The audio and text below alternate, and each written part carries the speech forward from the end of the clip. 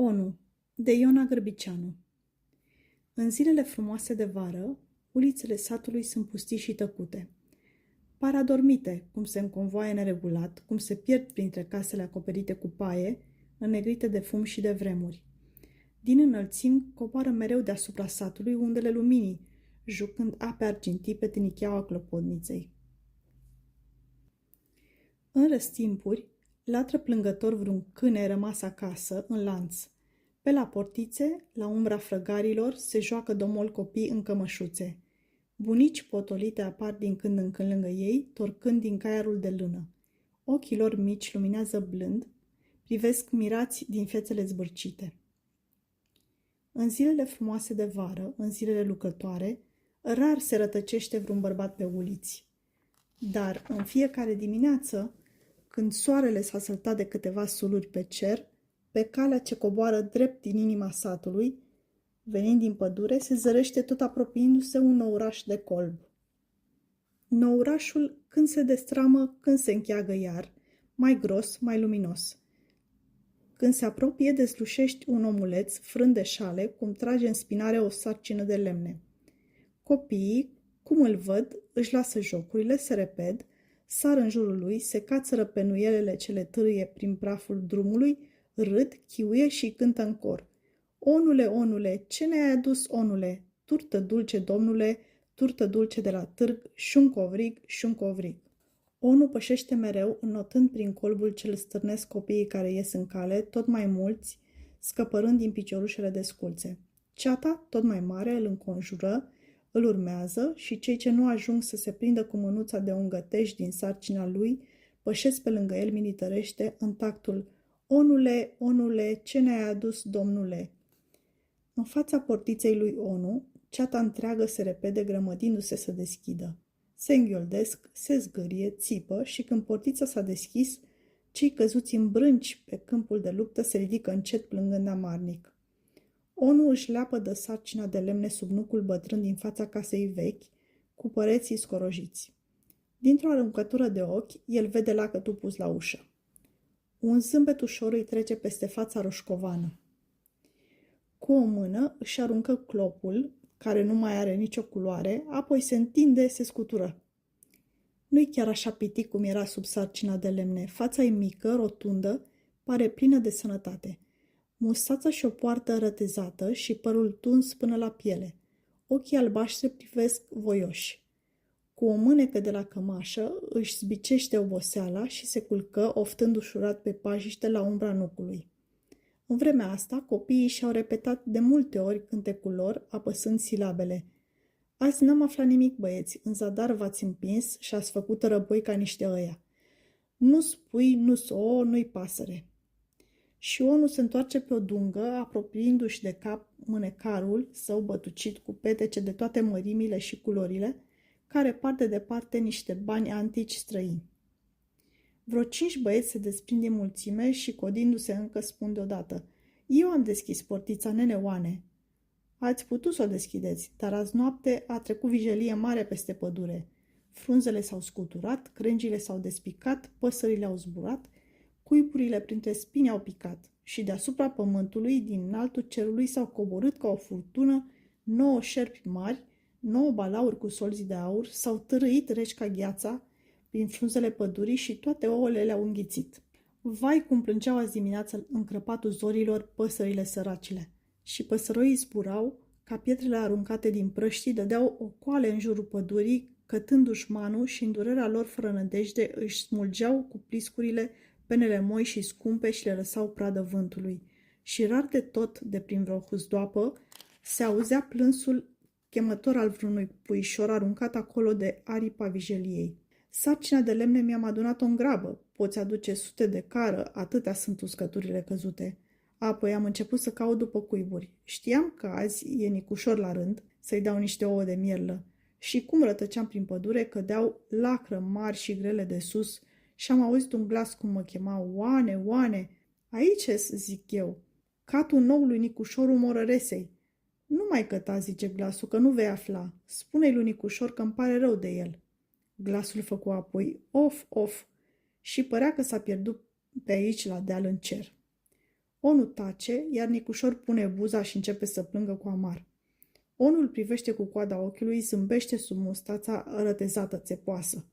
Nu plânge, frățioare, încă n-am isprăvit povestea, zice Onu, căutând pe furiș în buzunarul mânecarului de lângă el.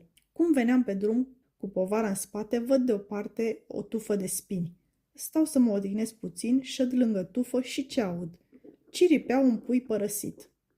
Poate furtuna de azi noapte l-a adus până aici, poate a căzut din gura lacuma balaurului, desfac tufa, mă înțăp, dar în urmă iată ce aflai. Și Onu scoate din buzunar un puișor de mierlă.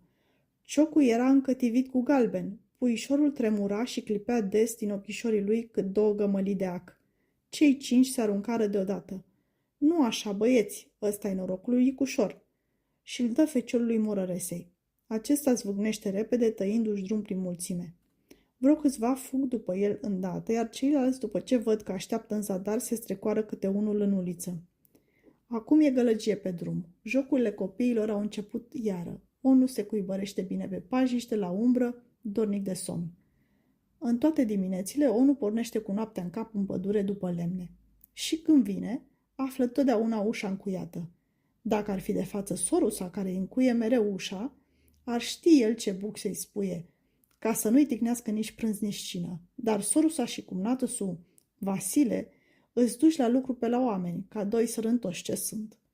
Și astfel Onu trebuie să-și înghită mânia, să uite că n-a îmbucat nimic și să liniștească în stăpânia somnului.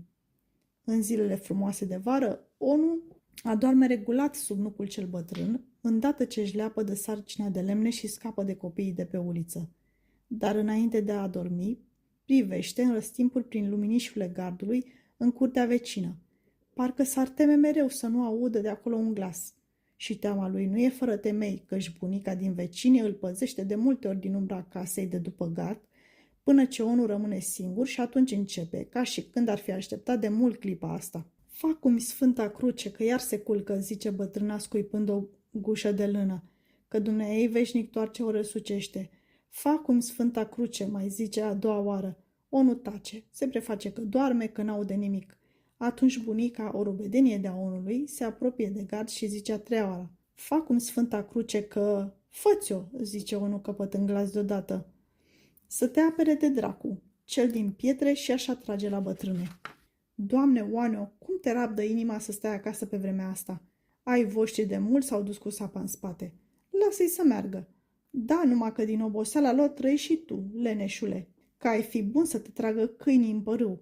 Om sănătos, tare, om tânăr să zași toată ziua pe coaste ca betegii. Nu ți-e frică de bătaia lui Dumnezeu? Nu mi-e frică, și eu muncesc, răspunde Onu, ridicându-se într-un cot. De dincolo de gard se aude un râs răutăcios. Ce muncești tu?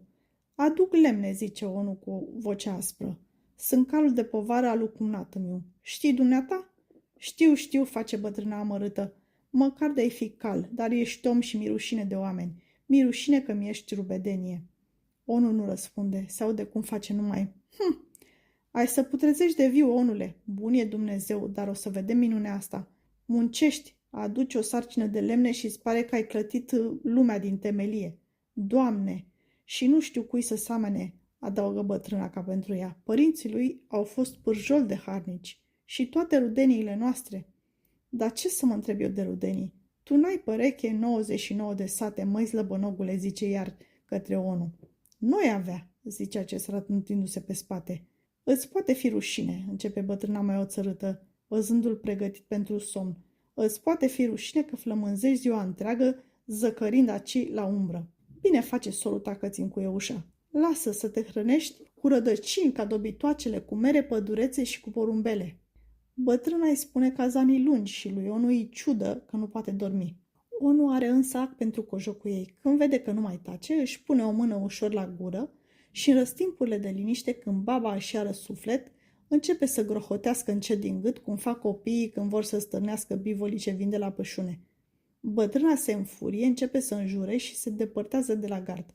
Nu poate suferi grohotitul lui Onu. Și în pacea și umbra dulce a nucului, Onu adorme senin mulțumit. Onu a rămas neînsurat. A rămas să trăiască în casa părinților săi cu sorusa și cumnată-su. N-au împărțit averea, ci s-au înțeles așa că, după moartea lui Onu, rămâne și partea lui Sorăsi, care avea o fetiță mărișoară.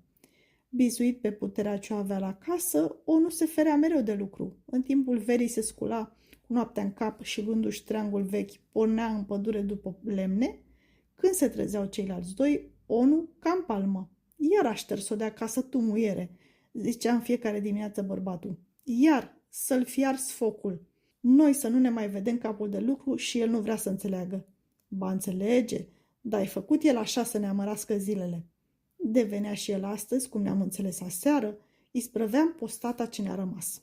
Și, într-adevăr, în fiecare seară, cei doi se împăcau cu Onu, nădăjduind că a doua zi îi va însoți la sapă ori la secere.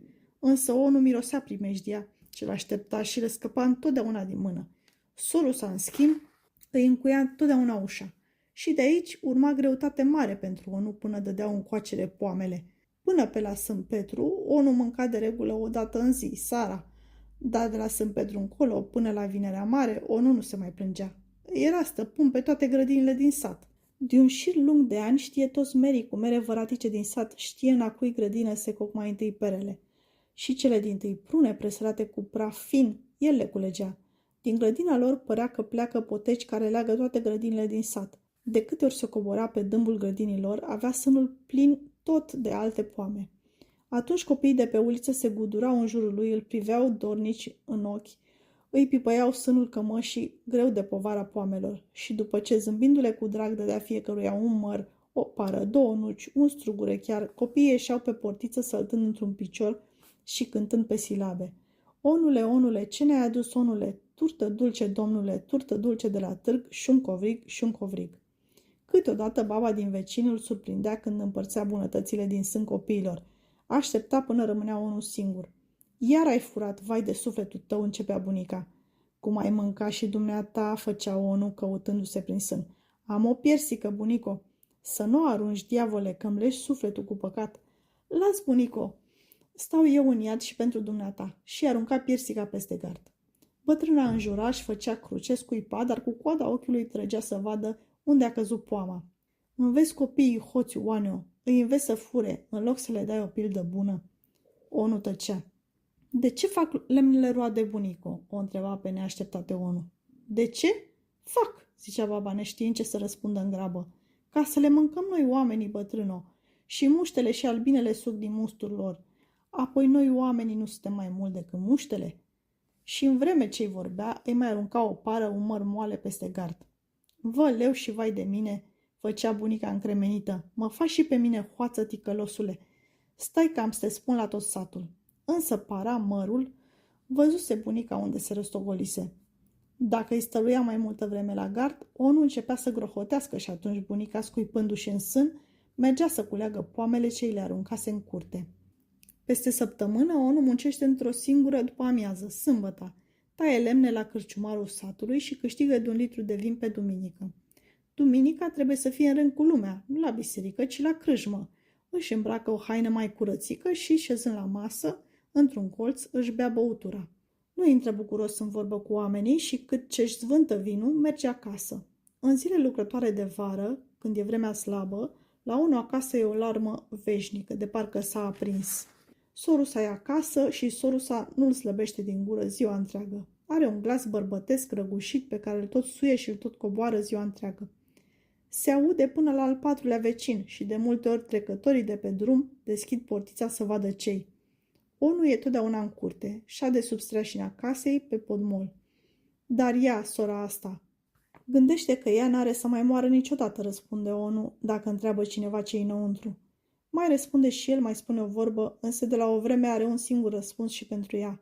Îi face în ciudă, grohotindu-i din gât și asta o înfurie pe muiere și mai rău. Cu apropierea iernii, sora și cumnatul se mai potolesc. Lucrul s-a isprăvit pe hotare, iar Onu aduce și acum și iarna întreagă în fiecare zi o sarcină de lemne. Și iarna, Onu le mai face o slujbă. Cum știe o mulțime de povești, vin femei din vecin cu furca și stau până târziu și ele cumpără gazul pentru lampă. Iar în câte o duminică, stând cei trei la masă și cu fetița 4, zicea Onu privind la fată.